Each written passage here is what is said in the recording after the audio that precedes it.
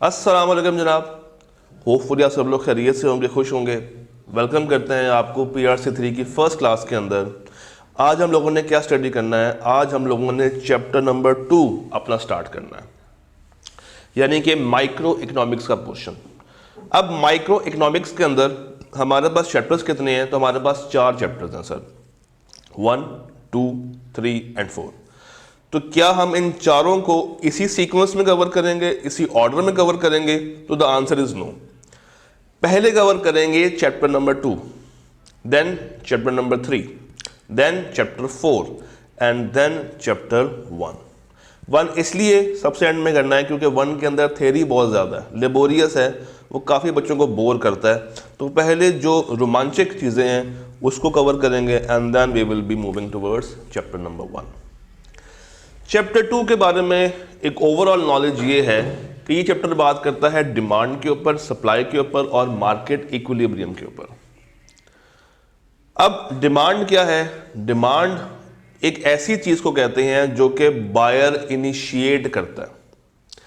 वो बायर जिसने goods purchase करनी है वो मार्केट में जाके डिमांड करेगा कि मुझे ये गुड्स चाहिए, इतनी प्राइस पे चाहिए। कोई है जो मुझे ये गुड्स इतनी प्राइस पे प्रोवाइड कर सके? फिर आएगा हमारी कहानी का दूसरा main hero, that is supplier या प्रोड्यूसर। तो वो सप्लायर, वो प्रोड्यूसर आएगा और आके कहेगा कि जनाब तुम्हारी प्राइस पे मैं तुम्हें तुम्हारी पसंद की गुड्स देना चाहूँगा, सप्लाई करना चाहूँगा, क्या तुम लेना पसंद करोगे? तो जब at demanded price supply price भी मिल गई और डिमांडेड गुड्स भी आपको मिल गई, किससे? सप्लायर से, तो हम कहते हैं मार्केट हमारी इक्विलिब्रियम में आ गई है, मार्केट हमारी बैलेंस्ड हो गई है। तो chapter 2 is all about these type of things. Demand क्या है, डिमांड कब कब चेंज होती है, इसी तरह सप्लाई किसे कहते हैं, सप्लाई के फैक्टर्स कौन कौन से हैं, मार्केट इक्विलिब्रियम में कब आती है, डिमांड बढ़ेगी तो क्या होगा, सप्लाई बढ़ेगी तो क्या होगा, change in quantity versus change क्या है। तो ये सारी बातें हम लोगों ने डिस्कस करनी है इस चैप्टर के अंदर। जो MCQs ये चैप्टर आपको देता है ICAP के अंदर नॉर्मली, वो इतने कोई ख़ास मुश्किल नहीं होते हैं और बहुत सारे बच्चे उनको आसानी सॉल्व कर लेते हैं। और अगर आपको थोड़ी बहुत बेसिक ग्रिप्स भी है ना ग्राफ के ऊपर, तो ज़िंदगी आपकी आसान है, क्योंकि ये कैफ का पेपर नहीं है। यहाँ पे आपको ग्राफ्स बनाने नहीं है, यहाँ पे आपको ग्राफ्स को अंडरस्टैंड करना आना चाहिए। तो अगर आपको अंडरस्टैंडिंग डेवलप हो गई है और अगर MCQ के लिए कुछ थोड़े बहुत बेसिक लेवल के ग्राफ्स बनाने भी पड़ रहे हैं, तो ज़िंदगी आपकी आसान है, कोई मुश्किल वाली बात नहीं है। हमारा फोकस इसी चीज़ के ऊपर होगा कि अंडरस्टैंडिंग डेवलप की जाए, लॉजिकल लिंकिंग डेवलप की जाए और आपको इस काबिल बनाया जाए कि आप PRC3 का पेपर पहली गो में पास कर सके आफ्टर दिस एक्सप्रेस बैच। कहानी शुरू होती है मार्केट से। मार्केट क्या है? मार्केट इज अ प्लेस, एक ऐसी जगह। अब ये जगह फिजिकल भी हो सकती है, ये जगह ऑनलाइन भी हो सकती है, क्योंकि विद इंटरनेट मार्केट अब एक फिजिकल जगह तक महदूद नहीं है, मार्केट आपकी फैल चुकी है। तो market is a place where buyer meets seller, यानी कि एक ऐसी जगह जहां पे आपका बायर मिलता है सेलर के साथ और वो आपस में कॉन्ट्रैक्ट कर लेते हैं। बायर अपनी डिमांड जनरेट करेगा, सप्लायर अपनी सप्लाई जनरेट करेगा, और जब डिमांडेड प्राइस के ऊपर वही चीज़ उस बंदे को मिल जाए फ्रॉम द सप्लायर, तो हम कहते हैं कि हमारी मार्केट बैलेंस हो गई है, मार्केट इक्विलिब्रियम में आ गई है। किताब क्या कहती है? किताब से पूछ लेते हैं। किताब कहती है sir, market is a place which brings potential buyer and sellers. Potential buyers कहते हैं वो बायर्स जो वाकई में वो चीज़ बाय करना चाहते हों, सिर्फ ख्वाहिश नहीं, they have the willingness and they have that purchasing power. उनकी जेब में उतना पैसा है कि वो ये प्रोडक्ट बाय करना चाहते हैं। तो परचेजिंग पावर का होना बहुत ज़रूरी है।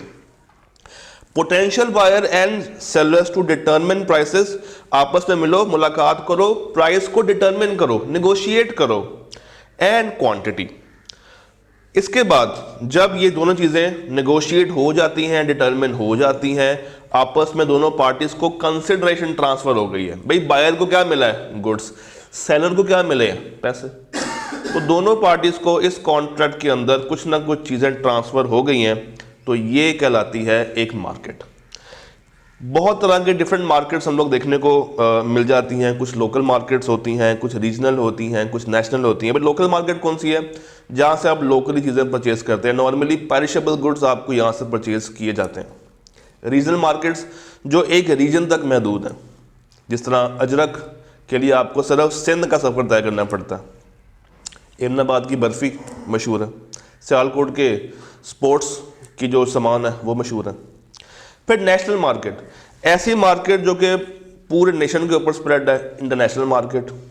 And then we have online और वर्चुअल मार्केट जो कि सिर्फ एक नेशन तक नहीं है, हर जगह पे वो फैली है। तो आप मार्केट को डिफरेंट तरीक़ों से कैटेगराइज कर सकते हैं, आगे भी हम लोग डिफरेंट इसको कैटेगराइज बनाते रहेंगे।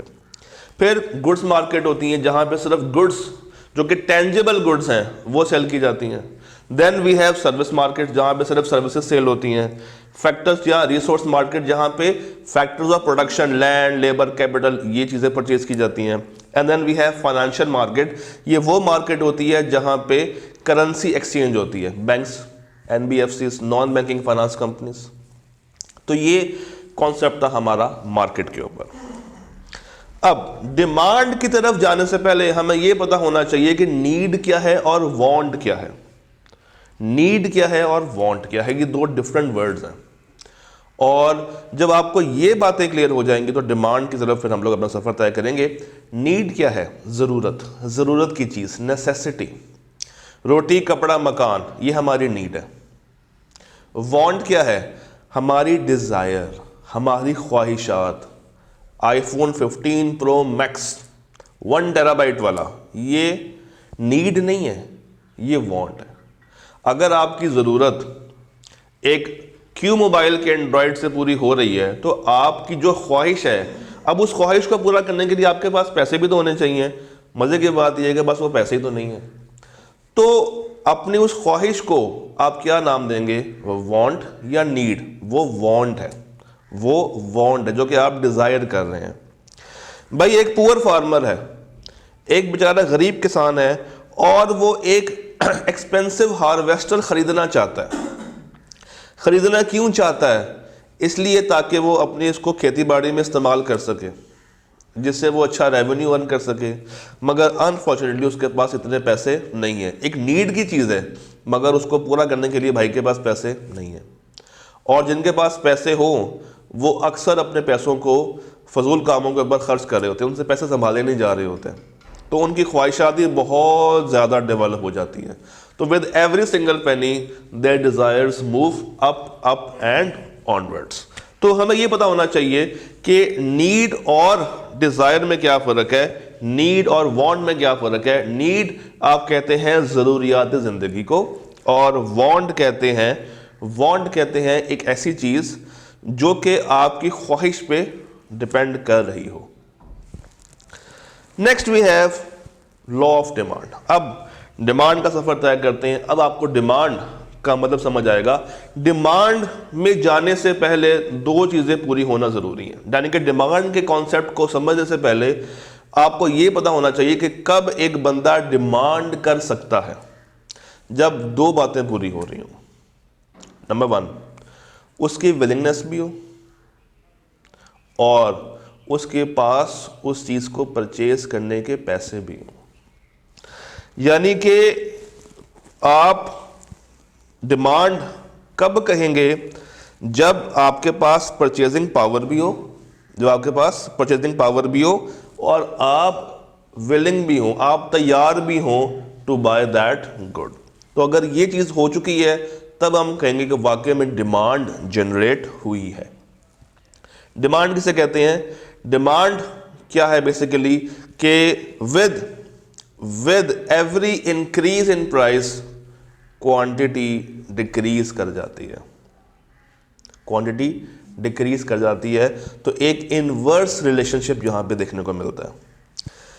लॉ की डेफिनेशन क्या है? लॉ ये कहता है कि when the price of good increases, जब हम पैसा बढ़ाते हैं, जब हम उसकी कीमत बढ़ाते हैं, the quantity demanded will contract and vice versa.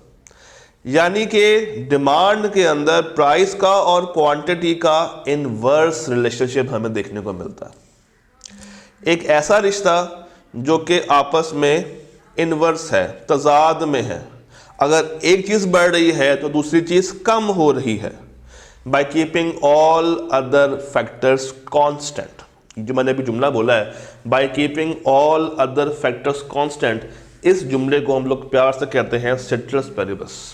Citrus Paribas, by keeping all other factors constant.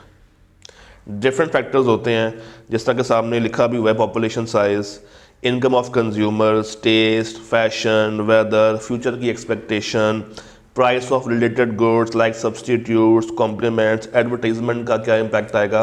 तो इसके अलावा और भी बहुत सारे फैक्टर्स होते हैं, मगर लॉ ऑफ डिमांड क्या है? बेसिकली लॉ ऑफ डिमांड ये कहता है कि by keeping all other things constant, citrus Paribas, जैसे जैसे आप प्राइस को बढ़ाएंगे वैसे वैसे क्वांटिटी डिमांडेड कम होती जाएगी। भाई कोक आज अगर 200 रुपये की है तो हम अज्यूम करते हैं कि उसकी डिमांड है 500।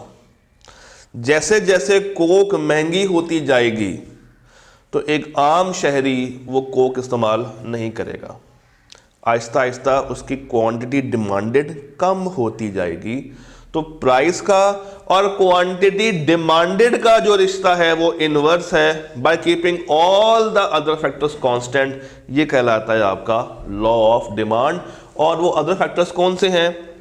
यहां पे मेंशन है average income of consumer, population size, price of related goods. अब ये दो तरह के होते हैं, एक सब्सटीट्यूट्स और एक कॉम्प्लीमेंट्री गुड्स। फिर टेस्ट, फैशन, वेदर, फ्यूचर की एक्सपेक्टेशंस और इम्पैक्ट ऑफ एडवर्टाइजिंग। इन सारी अजम्पशंस को वन बाय वन हम लोगों ने अंडरस्टैंड करना इन डिटेल, मगर यहां तक आई होप कि आपको सारी बात समझ आ चुकी होगी। एक ग्राफिकल इसकी रिप्रेजेंटेशन देखते हैं। तो लेट मी गिव यू, हमारी जो प्राइस है वो है 500 रुपीज पर केजी। तो जो क्वांटिटी हमसे डिमांड की जा रही है दैट इज ₹10, दैट इज ₹10। तो 500 पर केजी के ऊपर, 500 पर केजी के ऊपर जो क्वांटिटी डिमांडेड है वो 10 है। अब जैसे जैसे प्राइस मेरी गिर रही है, जैसे जैसे प्राइस मेरे नीचे आ रही है, अगर आप गौर करें तो क्वांटिटी डिमांडेड इंक्रीज होती जा रही है। जो क्वांटिटी हम लोगों ने डिमांड की है वो बढ़ रही है। क्यों? जैसे प्राइस कम होंगी, जैसे ही प्राइस कम होंगी, लोग उस चीज को ज्यादा बाय करेंगे, लोग उस चीज को ज्यादा अच्छे से बाय कर रहे होंगे। तो लॉ ऑफ डिमांड यही तो है कि भाई कंज्यूमर की इनकम को चेंज ना किए बगैर जैसे जैसे प्राइस तुम्हारी कम ज्यादा हो रही है, डिमांड के ऊपर उसका इनवर्स रिलेशनशिप डेवलप हो रहा है। तो व्हेन द प्राइस इज ₹50 पर केजी, डिमांड कितनी है? सिर्फ और सिर्फ 10 रुपया। और जैसे जैसे मेरी प्राइस गिरती जाएगी, ये देख रहे हैं प्राइस गिर रही है, जैसे जैसे मेरी प्राइस गिरती जाएगी हमारी जो क्वांटिटी डिमांडेड है वो 10 से 20 हुई है, 20 से 35, 35 से 55, 55 से 80। तो इसका मतलब है कि एक नेगेटिव स्लोप डेवलप होगा, एक ऐसे नेगेटिव स्लोप डेवलप होगा। अच्छा, याद आप लोगों ने ये रखना एग्जाम पॉइंट ऑफ व्यू के लिए कि हमेशा हमेशा वाई एक्सिस के ऊपर, हमेशा वाई एक्सिस के ऊपर आपने प्राइस का कंपोनेंट लेना है। हमेशा वाई एक्सिस के ऊपर आपने प्राइस का कंपोनेंट लेना है, और जो आपका एक्स एक्सिस होगा यहां पे क्वांटिटी का कंपोनेंट आएगा। यहां पे क्वांटिटी का कंपोनेंट कह लें या क्वांटिटी का वेरिएबल कह लें, एक ही बात है। तो ये आपने प्रेजेंट करना है। अब डिफरेंट कॉम्बिनेशंस को अगर हम लोग प्लॉट करें ना, जिस तरह 500 के ऊपर क्या है 10, 400 के ऊपर क्या है 20, 300 के ऊपर क्या है 35, 200 पे क्या है 55, 100 पे क्या है 80। तो ये एक इन्वर्स, ये एक नेगेटिव स्लोप, ये एक डाउनवर्ड स्लोप डेवलप हो रही है। एक ऐसी स्लोप डेवलप हो रही है जो कि गिर रही है, डाउनवर्ड है, ऐसे आ रही है, तो ये कहलाती है हमारी डिमांड की स्लोप। ये डाउनवर्ड क्यों है? क्योंकि ये नेगेटिव इंपैक्ट शो कर रही है, ये एक इनवर्स रिलेशनशिप आपका शो कर रही है। अब कुछ रीजंस कि क्यों, वाई कि ये नेगेटिव स्लोप है। पहला, रियल इनकम इफेक्ट, जिसको हम कहते हैं परचेजिंग पावर। अच्छा, इसको शुरू करने से पहले आपको जरा ये भी मैं बता दूं कि इनकम जो होती है ना, जो इनकम है, हम उसको दो तरीके से डिफाइन करते हैं, यानी कि दो डिफरेंट टाइप्स ऑफ इनकम होती है। एक होती है मॉनेटरी इनकम, यानी कि आपकी सैलरी कम ज्यादा हो रही है, आपको वाकई में पैसे कम या ज्यादा मिल रहे हैं, this is called monetary income. पैसों की कमी या ज्यादती, आपकी सैलरी बढ़ जाए, आपकी सैलरी बढ़ गई है, पहले आप कमाते थे 50,000, अब आप कमाते हैं 70,000, तो जैसे ही आपकी सैलरी बढ़ेगी हम ये कहेंगे जनाब इनकम में चेंज आ गया। ये है मॉनेटरी इनकम। और एक होती है हमारे पास रियल इनकम। रियल इनकम ये है कि आपकी सैलरी तो वहीं पे खड़ी है, पहले भी आप 50 अर्न करते थे, अब भी आप 50 अर्न करते हैं, मगर मजे वाली बात तो ये है कि रियल इनकम के अंदर क्या हुआ, रियल इनकम के अंदर उस गुड की प्राइस कम हो गई है। मैं एक आपको मिसाल देता हूं, आपकी जेब में है 100 रुपया और मार्केट में 20 वाले लेस के पैकेट पड़े हुए, तो अगर 100 रुपये आपकी जेब में हो तो 20 वाले चिप्स के कितने पैकेट आप खरीद पाएंगे? The answer will be 5। और अगर मैं आपसे कहूं कि अब वो ही 20 रुपये वाला पैकेट कम होके उतनी ही क्वांटिटी के साथ, उतने ही चिप्स के साथ वो कम होके 10 रुपये पे आ गया, तो अब भी आपकी जेब में 100 रुपया ही है, वो 100 रुपया चेंज नहीं हुआ, वो 100 रुपया चेंज नहीं हुआ। This is called real income effect. But अब क्या हुआ, आपकी परचेजिंग पावर बढ़ गई, आपकी परचेजिंग पावर इंक्रीज हो गई है। अब आप 5 पैकेट की बजाय 10 पैकेट परचेज कर पाएंगे, कीपिंग दैट क्वांटिटी कांस्टेंट। जितनी चिप्स पहले 20 में आती थी उतनी ही चिप्स अब 10 वाले पैकेट में है। कंपनी ने अपनी प्राइस कम कर दी है, आपकी परचेजिंग पावर बढ़ गई है, आपकी जो परचेजिंग पावर है वो एनहांस हो गई है। तो रियल इनकम इफेक्ट क्या है? जब price of a particular good decrease करे, उस लेस की प्राइस कम हो जाए, तो आपकी रियल इनकम या परचेजिंग पावर इंक्रीज कर जाती है और आप अब ज्यादा विलिंग है to buy more goods than that earlier. पहले आप 100 रुपये में 5 पैकेट बाय कर पा रहे थे, क्यों? 20 रुपये का एक पैकेट था।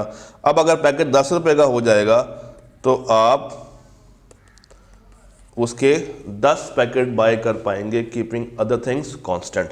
ये 5 पैकेट भी 250 ग्राम के थे, ये 10 पैकेट भी 250 ग्राम के ही हैं, तो आपने ज्यादा क्वांटिटी जरूर परचेज कर ली है इसके साथ।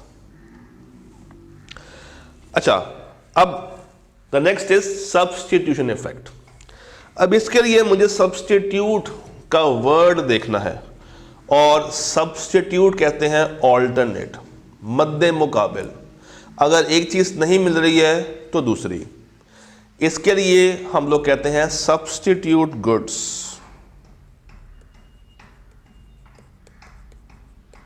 सब्स्टिट्यूट गुड्स यानी कि ऐसे गुड्स जो कि दूसरे के मद्दे मुकाबिल आप इस्तेमाल कर सकते हैं। फॉर एग्जाम्पल पेप्सी और कोक बड़ी एक आइडियल सी मिसाल है। भाई मार्केट में पेप्सी नहीं मिल रही है, लोग कहते हैं कोई बात नहीं कोक ले आओ। कोक नहीं मिल रही है, पेप्सी ले आओ। तो जहां पे सब्स्टिट्यूशन इफेक्ट आ जाएगा, यानी कि if price of good increase but price of substitute remains the same. क्या मतलब है इस चीज का? भाई मैं कहता हूं पेप्सी है लेट्स सपोज 200 रुपए की, कोक भी कितने की मार्केट में? 200 रुपए की। पेप्सी की प्राइस एकदम से कम होके 150 हो जाए और कोक की प्राइस अभी भी 200 पे बरकरार खड़ी हो, कोक की प्राइस अभी भी 200 रुपए के ऊपर बरकरार खड़ी हो, तो जरा सोच के बताइए, एक चीज सब्स्टिट्यूट उसका मार्केट में अवेलेबल है 150 का और दूसरी प्रोडक्ट 200 रुपये के अंदर है, तो क्या आपके ख्याल से 200 वाले कस्टमर टूट के पेप्सी के पास नहीं आएंगे? डेफिनेटली आएंगे। तो इसको कहते हैं सब्स्टिट्यूशन इफेक्ट। यानी कि इसके अंदर भी आपकी तो सैलरी इंक्रीज नहीं हुई मगर कंपनी ने अपनी प्राइस को कम कर दिया। तो अगर price of a good increases और substitute remain the same, inverse कर लेते हैं 200 वाली चीज़ बढ़ के हो गई है 300 की और एक चीज़ 200 की ही मार्केट में अवेलेबल है, तो अब महंगी चीज़ तो कोई भी नहीं लेगा, तो इसके कस्टमर भी टूट के कहाँ पर आएंगे? उस 200 वाली प्रोडक्ट के पास आएंगे। तो सर इससे भी जो आपकी स्लोप बनती है ना, दैट इज़ डाउनवर्ड स्लोपिंग। तो ये कुछ रीजंस हैं जो कि हमें बताए जाते हैं regarding that negative slope of demand. कुछ एक्सेप्शंस हैं, कुछ लिमिटेशंस हैं। डिमांड क्यों नेगेटिव स्लोप है ये हम लोगों ने बात कर ली, डिमांड क्या होती है हम लोगों ने वो भी देख लिया। अब बात करते हैं इसके अंदर छुपी हुई एक्सेप्शंस की या लिमिटेशंस की। आपको याद होगा हम लोगों ने बहुत सारी बातें पीछे अज्यूम कर ली थी कि भाई ये सारी बातें क्या हैं? कांस्टेंट हैं। कौन कौन सी? Average income, population size, price of related goods, taste, fashion, future expectations, advertisement, ये सारी चीज़ें हम लोगों ने कहा था कि ये क्या है? These are all constant. तो अगर ये कांस्टेंट है इसका मतलब है कि लिमिटेशंस भी इन्हीं में से बाहर आएंगी। यानी कि ये वो एरियाज हैं जहां पे law of demand as such apply नहीं करता, यहां पे law of demand as such apply नहीं करता। कुछ ऐसे गुड्स हैं जहां पे जब आप प्राइस बढ़ाते हैं तो डिमांड के अंदर क्वांटिटी का वो इन्वर्स इफेक्ट नहीं आता। For example when you buy necessities, अब आटा, चीनी,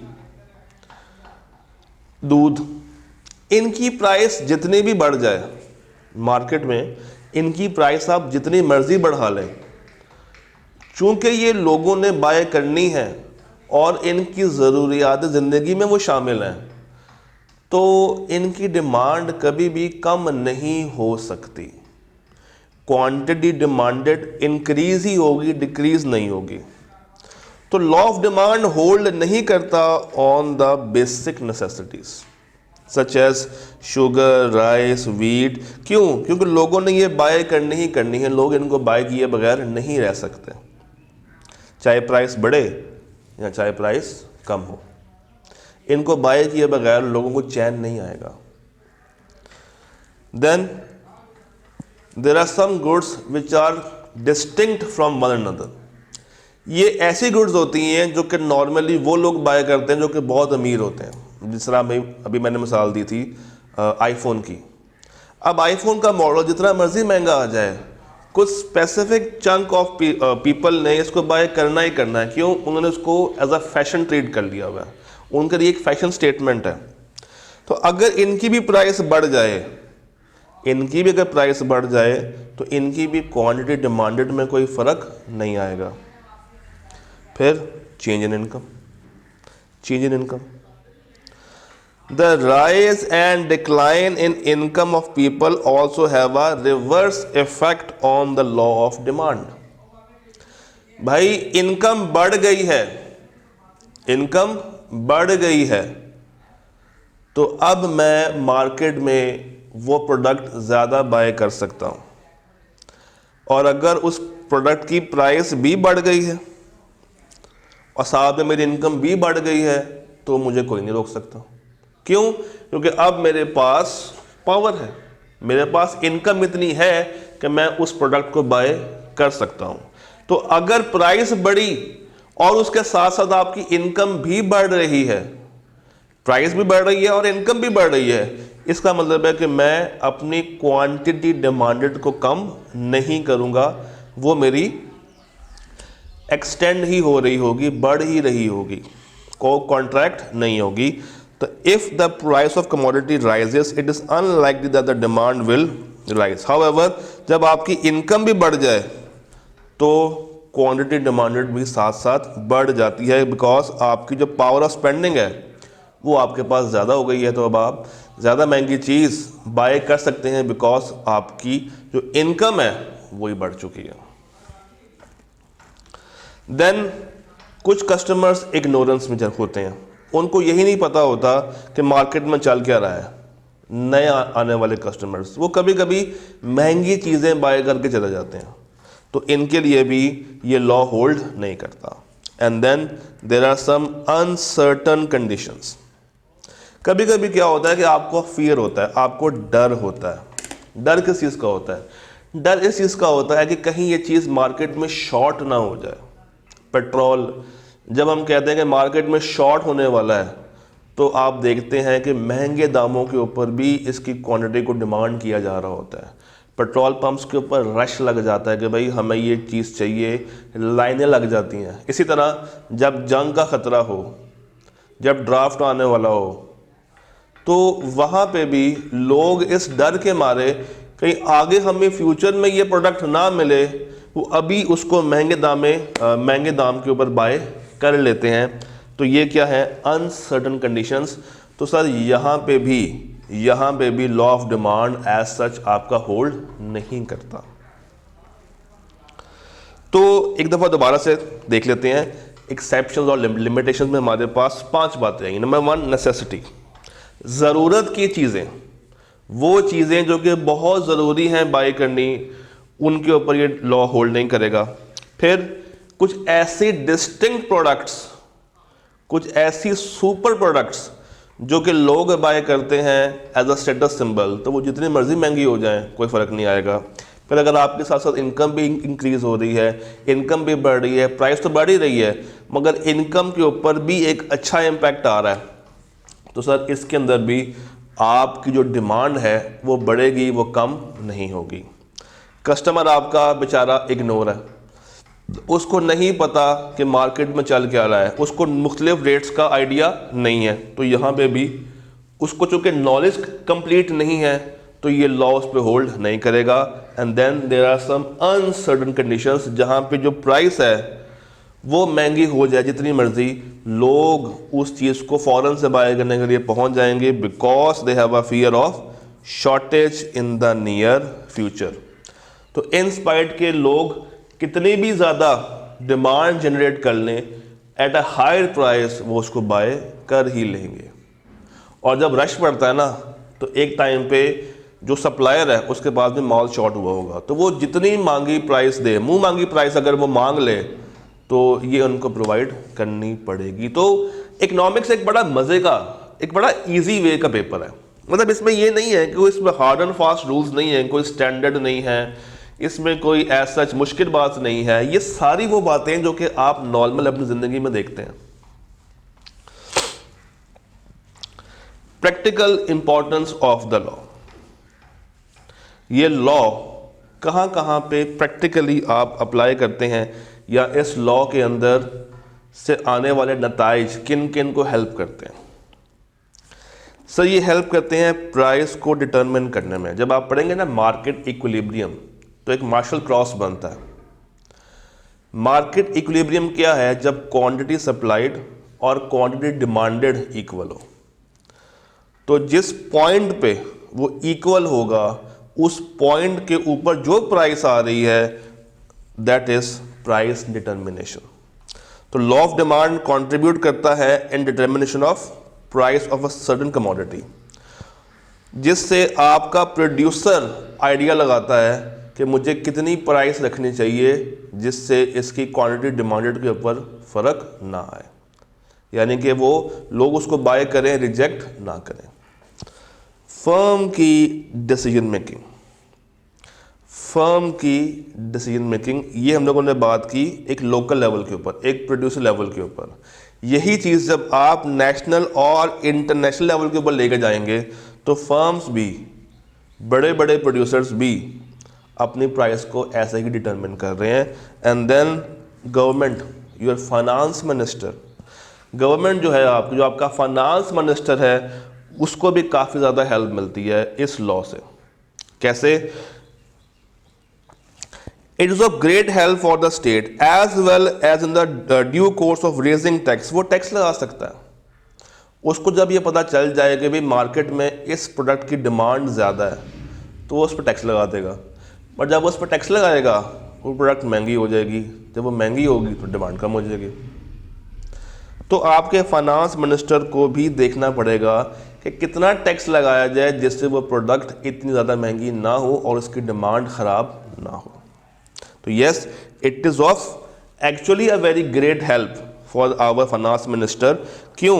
क्योंकि ये उसको आइडिया पिच करती है कि भाई ये कुछ ऐसी प्रोडक्ट्स हैं जहाँ पे हम टैक्स को लगा सकते हैं, मार्केट में डिमांड ज़्यादा है, but at the same time उसको ख्याल रखने की ज़रूरत है कि अगर टैक्स लगाने की वजह से उसकी प्राइस बढ़ गई तो फिर काम ख़राब भी हो सकता है, काम उल्टा भी पड़ सकता है। तो ये उसने देखना होता है। तो ये कुछ प्रैक्टिकल हमारे पास इंपॉर्टेंस है इस लॉ की। डन, आगे चलते हैं। अभी तक हम लोगों ने जितनी बात की है that was demand from a single individual. और अगर इंडिविजुअल मेरे बढ़ जाए, लेट्स से मैं कहता हूं मेरे इंडिविजुअल अब एक नहीं, सिर्फ मिस्टर ए नहीं है, मिस्टर बी भी है और मिस्टर सी भी है। तो पहले हम मिस्टर ए तक महदूद थे। अगर मैं आपको चीज़ दिखाऊं, पहले हमने क्या कहा था कि ये है हमारे पास प्राइस जो कि गिर रही है और डिमांड बढ़ रही है मिस्टर ए की। इसी तरह अगर मिस्टर बी भी हो, मिस्टर सी भी हो, तीनों को कंबाइन करके प्रेजेंट करना कहलाएगा आपकी मार्केट डिमांड। तीनों को कंबाइन करके जो आपका रिजल्ट आएगा that is called your market demand. तो मार्केट डिमांड बेसिकली क्या है? कलेक्टिव डिमांड है of all consumers for a product. जब आप सारे कंज्यूमर्स को, पूरी मार्केट को मिला के जज करते हैं तो ये कहलाती है आपकी मार्केट डिमांड। अब मिस्टर ए के लिए ग्राफ बनेगा मिस्टर ए के मुताबिक, मिस्टर बी के लिए ग्राफ बनेगा मिस्टर बी के मुताबिक, मिस्टर सी के लिए ग्राफ बनेगा मिस्टर सी के मुताबिक। बट जब आप इनको कंबाइन करेंगे, अब जैसे 10 + 5 + 6 ये आ गया मेरे पास 21, 20 + 10 + 12 ये आ गया मेरे पास 42, 35, 25 और 20 80, इसी तरीके से 725 और 185। अब मैंने जो ग्राफ बनाना है वो इस क्वांटिटी का बनाना है इस प्राइस के साथ। तो ये कुछ इस तरीके से नज़र आ रहा है आपको। अगर आप गौर करें तो 500 की प्राइस के ऊपर क्वांटिटी 21 है, 400 के ऊपर 42 है, 300 के ऊपर 80 है, 20 के ऊपर 125 है, 100 के ऊपर 185 है। तो ये जो कर्व आपके सामने शो हो रहा है that is called market demand curve. Yes, individually A का अलग बनेगा, बी का अलग बनेगा, सी का अलग बनेगा, बट जब आपने एक कंबाइंड इफेक्ट दिखाना है, मार्केट का जब आपने इम्पैक्ट दिखाना है तो आपको तीनों को ऐड करना पड़ेगा। और जब आप तीनों को ऐड करके दिखाएंगे तो कुछ इस तरीके से मार्केट डिमांड आपकी रेज होती हुई नजर आएगी। अब यहां पे आई वुड लाइक यू कि ये बात अब आपने बहुत गौर से मेरी सुननी, क्योंकि यहां से एमसीक्यूज आके बहुत ज़्यादा पूछता है।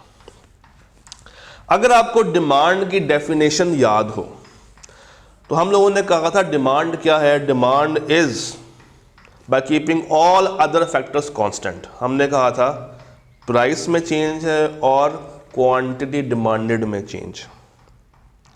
और वो चेंज कैसा है? Inverse, negative change. जब एक चीज़ मेरी बढ़ रही है तो दूसरी चीज़ मेरी कम होती जा रही है। एक चीज़ के बढ़ने से दूसरा प्रोडक्ट मेरा कम हो रहा है, दूसरा वेरिएबल मेरा कम हो रहा है। इनवर्स रिलेशनशिप था। दो डिफरेंट टर्मिनोलॉजीज यूज होती हैं किताब के अंदर, और हर इको की जो भी जितनी भी किताबें हैं वो इसको एक्सप्लेन करती हैं कि दो डिफरेंट टर्म्स हैं। एक है चेंज इन क्वांटिटी डिमांडेड और एक है चेंज इन डिमांड। नोट कर लें, एक है चेंज इन क्वांटिटी डिमांडेड और एक कहलाती है चेंज इन डिमांड। जब हम कहेंगे चेंज इन क्वांटिटी डिमांडेड, इसका मतलब यह है कि चेंज सिर्फ और सिर्फ किसकी वजह से आ रहा है? प्राइस की वजह से आ रहा है। वो जो असल वाला इनवर्स रिश्ता था उसकी वजह से आ रहा है। और जब हम कहेंगे चेंज इन डिमांड, तो अगर आपको याद हो तो हमने शुरू में बहुत सारे फैक्टर्स कांस्टेंट रखे थे, income, weather, fashion, taste, substitute, complementary goods. अगर इनकी वजह से चेंज आ रहा है और प्राइस की वजह से चेंज नहीं आ रहा, प्राइस उतनी ही है, तो वो कहलाएगी चेंज इन डिमांड। वो क्या कहलाएगी? Change in demand. तो दो अदर डिफरेंट टर्मिनोलॉजीज हैं, change in quantity demanded versus change in demand. आई कैब लातादाद बेशुमार एमसीक्यूज इसी कॉन्सेप्ट को टेस्ट करने में लगाता है, क्योंकि अक्सर बच्चे इन दोनों वर्ड्स को कंफ्यूज कर देते हैं। अगर मेरा कंज्यूमर, उसकी डिमांड कम ज्यादा हो रही है प्राइस के फैक्टर के ऊपर, तो वो क्या कहलाएगा? Change in quantity demanded. Change in quantity demanded. अगर ज्यादा बाय करेगा कम प्राइस के ऊपर, तो हम कहेंगे डिमांड में एक्सटेंशन आई है। डिमांड में क्या आई है? एक्सटेंशन आई है। डिमांड एक्सटेंड हुई है, डिमांड मेरी बढ़ चुकी है। और अगर वो कम बाय कर रहा है, तो जो उसके लिए वर्ड यूज होगा that is contraction. That is contraction in demand. तो एक्सटेंशन में और कॉन्ट्रैक्शन में क्या फर्क है कि जब मेरा कंज्यूमर कम प्राइस के ऊपर ज्यादा बाय करने में इंटरेस्टेड है, दिस इज एक्सटेंशन। और जब मेरा कंज्यूमर ज्यादा प्राइस होने की वजह से कम बाय कर रहा है, दिस इज कॉन्ट्रैक्शन। और याद रखिएगा, इसको हम कहते हैं movement along the demand curve. यानी कि अगर ये एक डिमांड कर्व है, अगर ये मेरा एक डिमांड कर्व है, let's make it a bit more clear. अगर ये मेरा एक डिमांड कर्व आया, तो लेट्स से ये क्वांटिटी है, ये इसकी प्राइस है।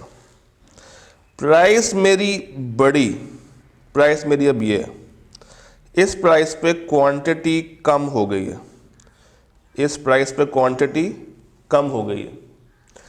तो sir this is called movement along the demand curve. This is called movement along the demand curve. और चूंकि क्वांटिटी कम हुई है, this will be called contraction. This will be called contraction. और अगर इसी मिसाल को मैं चेंज कर दूं और आपसे कहूं कि पहले क्वांटिटी डिमांडेड ये थी, प्राइस कम हुई है और क्वांटिटी डिमांडेड बढ़ के अब ये हो गई है, तो क्वांटिटी डिमांडेड अगर मेरी बढ़ जाए प्राइस के कम होने से, दिस इज एक्सटेंशन। और ये उसी कर्व पे, उसी लाइन के ऊपर मूवमेंट है। मेरा जो डिमांड कर्व है वो शिफ्ट नहीं हो रहा, लेफ्ट राइट कहीं भी शिफ्ट नहीं हो रहा, उसी एक लाइन के ऊपर नए डॉट्स खड़े हो गए हैं। तो this is called movement along the demand curve. This is called movement along the demand curve. तो ये आपको अच्छे से पता होना चाहिए कि movement along the demand curve, change in quantity demanded, extension, contraction in demand, ये क्यों हो रही है? Because of price and quantity का impact. In case of change in quantity demanded, demand curve shift नहीं हो रहा। अगर आप गौर करें तो ये कर्व मेरा शिफ्ट नहीं हो रहा, ये कर्व वहीं का वहीं खड़ा है, ये लेफ्ट राइट पे कहीं शिफ्ट नहीं हुआ, ये वहीं का वहीं साबित कदम होके खड़ा है। तो ये शिफ्ट नहीं हुआ ना आउटवर्ड ना इनवर्ड, ना ऊपर गया ना नीचे गया, बल्कि उसी एक लाइन के ऊपर चेंजेस आ रही हैं। लेफ्ट और राइट मूवमेंट अभी तक हमें देखने को नहीं मिली है, यानी कि इनवर्ड और आउटवर्ड ये नहीं गया। हाँ, हो क्या रहा है, हो ये रहा है कि उसी लाइन के ऊपर मूवमेंट हो रही है, उसी लाइन पे मूवमेंट हो रही है। तो अगर ये मूवमेंट लेफ्ट टू राइट है, अगर ये मूवमेंट लेफ्ट से राइट की तरफ आ रही है, अगर ये मूवमेंट लेफ्ट से, ये लेफ्ट है, राइट की तरफ आ रही है, इट मींस क्वांटिटी मेरी बढ़ रही है, इट मींस क्वांटिटी के अंदर एक्सटेंशन आ रहा है। और अगर मेरी मूवमेंट राइट से लेफ्ट है तो इसको हम कहेंगे कॉन्ट्रैक्शन। तो ये चार बातें आपके जहन में आ गई हैं। Number 1, change in quantity demanded basically क्या है, this is change because of price. ये उसी लाइन पे होनी है, उसी लाइन के ऊपर डॉट्स में मूवमेंट है। अगर ये लेफ्ट टू राइट जा रहा है तो एक्सटेंशन है, और अगर राइट टू लेफ्ट जा रहा है तो कॉन्ट्रैक्शन है। तो क्या है, कॉन्ट्रैक्शन है।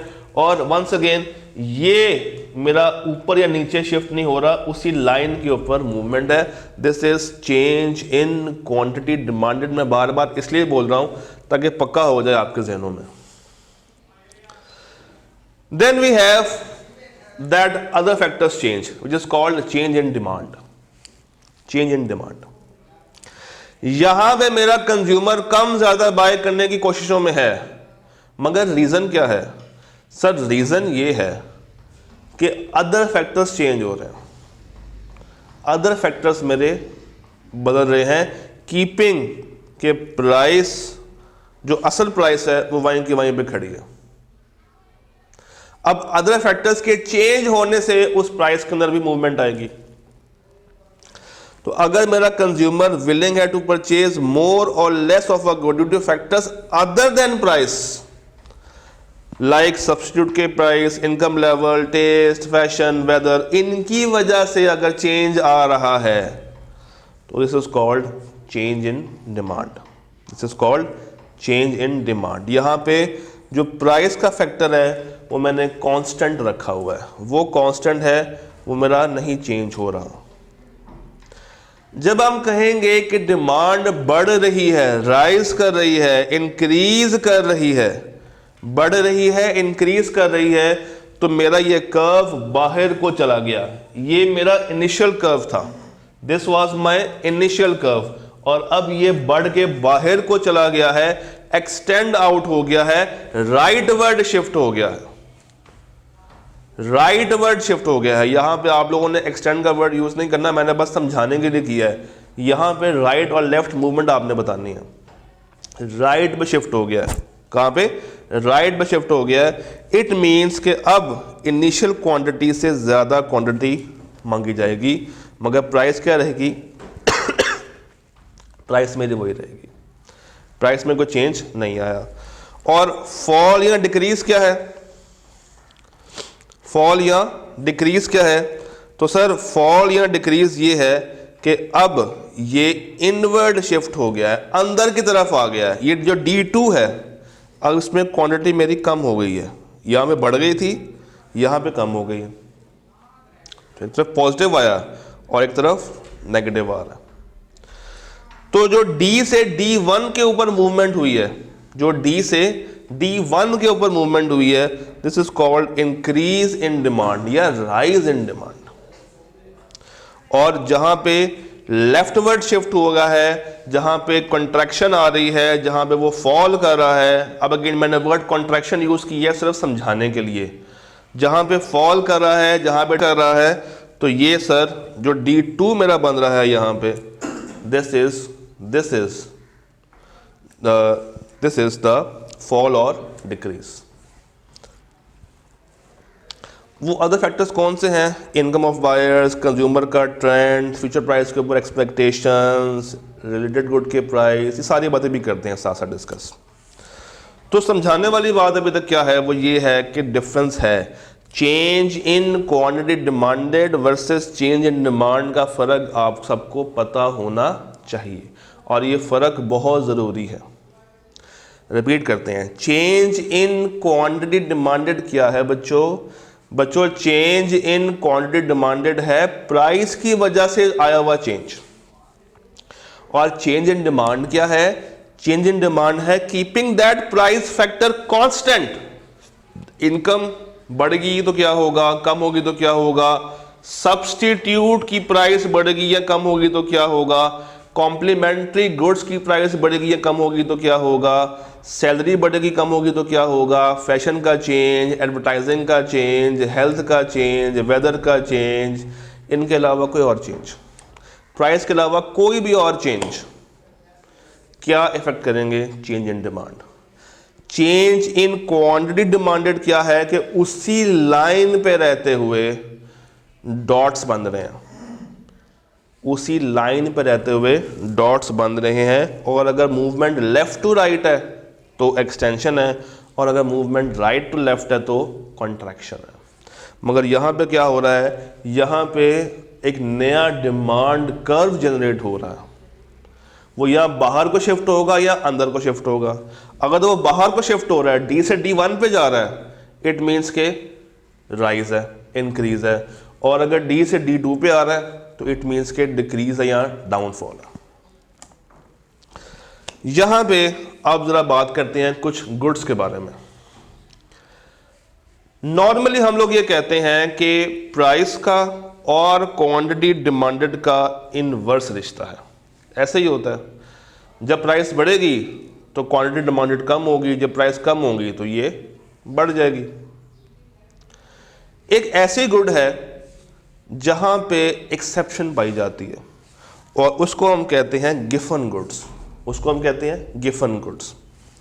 यहाँ पे प्राइस में और क्वांटिटी डिमांडेड में जो चेंज आ रहा है वो इन्वर्स नहीं है, वो पॉजिटिव चेंज है। यानी कि जब इसकी प्राइस बढ़ेगी तो डिमांड भी बढ़ेगी और जब इसकी प्राइस कम होगी तो डिमांड भी कम होगी। मगर नॉर्मल क्या है, नॉर्मल हम कहते हैं कि दोनों में जो रिश्ता है दैट इज इनवर्स। एक तरफ अगर चीज़ बढ़ रही है तो दूसरी तरफ चीज़ कम होती जाएगी। ठीक है, बात समझ आती है। हमारे पास 3 तरह की गुड्स होती हैं रिगार्डिंग इनकम। अब इसको हमने इनकम के साथ लिंक करना है। सबसे पहले एक है हमारे पास नॉर्मल गुड, एक है हमारे पास इन्फीरियर गुड और एक है हमारे पास गिफन गुड। 3 गुड्स हैं, नॉर्मल, इन्फीरियर और गिफन गुड्स।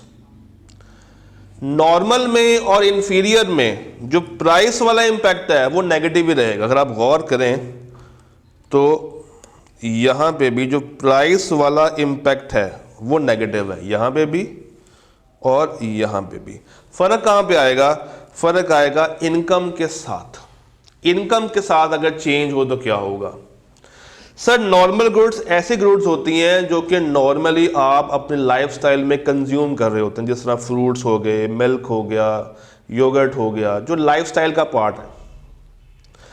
अब जैसे जैसे आपकी इनकम बढ़ती जाएगी, आपकी ख्वाहिश ये होगी कि आप उसकी क्वांटिटी डिमांडेड भी बढ़ा लें, यानी कि आप उसकी डिमांड के ऊपर अपना चेंज लेकर आएंगे पॉजिटिव वे में। तो इनका इफेक्ट पॉजिटिव है, इनका इफेक्ट पॉजिटिव है। जैसे ही इनकम बढ़ेगी डिमांड भी बढ़ जाएगी, डिमांड भी बढ़ जाएगी। तो a good said to be normal if a consumer demands it more by increasing the income. जैसे ही उसकी इनकम बढ़ी तो अब वो घर आते हुए ज़्यादा फल लेकर आएगा, ज़्यादा दूध लेकर आएगा, ज़्यादा दही लेकर आएगा, ज़्यादा आटा लेकर आएगा, ज़्यादा चावल लेकर आएगा, ज़्यादा चीनी लेकर आएगा। तो नॉर्मल गुड क्या है? नॉर्मल गुड एक ऐसी गुड है जो हम कहते हैं कि जब उस गुड की प्राइस कम हो रही है, इसका प्राइस इफेक्ट क्या है? प्राइस कम हो रही है तो डिमांड बढ़ेगी, डिमांड बढ़ेगी। तो जब डिमांड बढ़ रही है तो जितना मेरे पास इनकम ज़्यादा होगी उतना मैं उसको ज़्यादा बाय कर सकूँगा। और अगर इसकी प्राइस बढ़ रही है और साथ मेरी इनकम भी बढ़ रही है तो कोई ख़ास फ़र्क नहीं आने वाला। तो इसका जो रिश्ता है प्राइस में और क्वांटिटी डिमांडेड में वो नेगेटिव है, और जो इसका रिश्ता है इनकम में और डिमांड में वो रिश्ता पॉजिटिव है। तो ये बात एमसीक्यू पॉइंट ऑफ व्यू के लिए आपको याद रखनी पड़ेगी कि इसका प्राइस इफेक्ट क्या है, नेगेटिव, और इसका इनकम इफेक्ट क्या है, positive. Then we have inferior goods. Inferior goods, inferior goods क्या है? ये ऐसे गुड्स हैं जिसकी डिमांड कम होती है जैसे जैसे आपकी इनकम बढ़ जाती है। कीपिंग इन माइंड कि इसका प्राइस इफेक्ट तो वही है जो कि नॉर्मल होता है, नेगेटिव वाला, मगर इनकम इफेक्ट भी इसका नेगेटिव है। दोनों इंपैक्ट नेगेटिव्स हैं। मैं एक मिसाल आपको देता हूं। एक लेबर है, वो K2 का सिगरेट यूज करता है। अब अगर उसकी इनकम बढ़ेगी तो वो डेफिनेटली अपना ब्रांड स्विच कर देगा। अब उसके पास K2 की डिमांड नहीं होगी, वो गोल्ड लीफ पे जाएगा, वो इससे आगे जाएगा। तो ये है इंफीरियर गुड। एक ऐसा गुड जो कि इतना अच्छा नहीं माना जाता, जिस तरह उतरे हुए कपड़े, सिगरेट। तो ये कहलाते हैं इंफीरियर गुड्स। इनकम के साथ जो इसका रिश्ता है, जो इसका रिलेशन है, दैट इज क्वाइट नेगेटिव। जैसे जैसे आपकी आमदनी बढ़ती है, जैसे जैसे आपके पास इनकम आती है, वैसे वैसे इस प्रोडक्ट की जो कंजम्पशन है वो कम होती जाएगी और आप इससे ऊपर वाली प्रोडक्ट के ऊपर शिफ्ट होना शुरू हो जाएंगे। तो दिस इज इंफीरियर गुड। इसका जो प्राइस इफेक्ट है वो भी नेगेटिव है, और जो इसका इनकम इफेक्ट है that is also negative income effect. अब बात करते हैं गिवन गुड के बारे में। सर गिवन गुड भी एक तरह की इंफीरियर गुड ही है, मगर ये ऐसी इंफीरियर गुड है जिसका सब्स्टिट्यूट काफ़ी ज़्यादा एक्सपेंसिव है। यानी कि मार्केट में अगर आप इसके सब्स्टिट्यूट पे जाएंगे तो आपको बहुत महंगा मिलेगा। तो इसका जो प्राइस और डिमांड, जो क्वांटिटी डिमांडेड और प्राइस का इंपैक्ट है, दैट इज पॉजिटिव। क्यों? ये नेसेसिटी भी है। मीट, ब्रेड, नॉर्मली हम इसमें ब्रेड की मिसाल को लेकर चलते हैं। तो अगर ब्रेड की प्राइस बढ़ जाए तो ब्रेड की डिमांड कम नहीं होगी। ब्रेड की डिमांड, जो ब्रेड की क्वांटिटी डिमांडेड है, वो बढ़ेगी। और अगर मेरी इनकम बढ़ जाए तो फिर मेरी कोशिश ये होगी कि मैं अब ब्रेड की जगह पे किसी मीट को या किसी ऐसी प्रोडक्ट को जाके बाय करूं जो कि ब्रेड से थोड़ी सी ज़्यादा न्यूट्रिशनल वैल्यू मेरे लिए रखती हो। तो गिवन गुड्स के केस में जो बात याद रखने वाली है वो ये है कि प्राइस में और डिमांड में ये एक्सेप्शन है। This is exception to law of demand. यहाँ पे पॉजिटिव इफेक्ट आएगा और दूसरी तरफ जो इनकम की साइड है वो नेगेटिव है। तो अब अगर आपसे आए क्या पूछता है कि भाई बताओ ऐसी कौन सी गुड है जिसमें प्राइस नेगेटिव है, तो आपके माइंड में आएगा कि या ये नॉर्मल होगी या ये इंफीरियर होगी। फिर आपने देखना है इनकम का इफेक्ट। अगर तो इनकम का इफेक्ट पॉजिटिव है और प्राइस का नेगेटिव है तो ये नॉर्मल गुड है, और अगर दोनों ही नेगेटिव हैं तो ये इंफीरियर गुड है, और अगर प्राइस और क्वांटिटी डिमांडेड ही पॉजिटिव है तो ये हमेशा क्या कहलाएगी? This would be given good. This would be called given good. Demand के अंदर की आखिरी बात, दो तरह की गुड्स होती हैं रिगार्डिंग, अगर मैं इसको इनकम वाइज करूं, एक है सब्स्टिट्यूट गुड, एक है कॉम्प्लीमेंट्री गुड, और एक है मेरे पास independent goods. Sir substitute goods कौन सी हैं जिसको हम किसी के मद्दे मुकाबल इस्तेमाल कर सकते हैं? अगर ये नहीं मिल रही तो दूसरी की तरफ चले जाएं। इसका जो रिश्ता है वो पॉजिटिव होता है। क्या मतलब? हमारे पास अगर दो गुड्स हों, एक है एक्स और एक है वाई, और दोनों आपस में सब्स्टिट्यूट है। अगर एक्स की प्राइस मैं बढ़ा दूं तो मेरे कस्टमर एक्स से शिफ्ट होके वाई पे चले जाएंगे। क्यों? क्योंकि वाई की प्राइस कांस्टेंट है, और अब वाई एक्स के मुकाबले सस्ता नजर आना शुरू हो जाएगा। तो जहां पे मैंने प्राइस ऑफ एक्स बढ़ा दिया वहां पे डिमांड ऑफ वाई ऑटोमेटिकली बढ़ जाएगा। तो ये इफेक्ट आता है मेरा पॉजिटिव। और कॉम्प्लीमेंट्री गुड्स क्या हैं? जो इकट्ठे इस्तेमाल होते हैं। जिनकी डिमांड जॉइंटली की जाती है, तो यहाँ पे नेगेटिव इफेक्ट है कि अगर एक ही प्राइस कम हो रही है तो दूसरे की डिमांड बढ़ जाएगी। And then we have independent goods. ये ऐसे गुड्स हैं जो कि किसी पे डिपेंड नहीं करती हैं, किसी भी प्राइस पे, किसी भी क्वांटिटी डिमांडेड का इनके ऊपर कोई असरअंदाज नहीं होता। तो इस क्लास में हम लोगों ने दो टॉपिक्स को कवर किया है, एक मार्केट को और दूसरा डिमांड को। तो इस क्लास के बाद आप लोगों ने क्या करना है, अपनी किताब खोल लेनी है और चैप्टर नंबर 2 पे जाना है और आप लोगों ने पेज नंबर 39 से या 40 से अपनी रीडिंग को स्टार्ट करना है और आपने रीड करना है पेज नंबर 45 तक। डन। तो ये आप लोगों ने कवर करना है। अब आपसे मुलाकात करते हैं नेक्स्ट क्लास के अंदर सप्लाई के साथ, और उसके साथ साथ मार्केट इक्विलिब्रियम को हम लोग स्टडी करेंगे और उसके अंदर होने वाली चेंजेस को भी देख रहे होंगे। तब तक के लिए अल्लाह हाफिज़।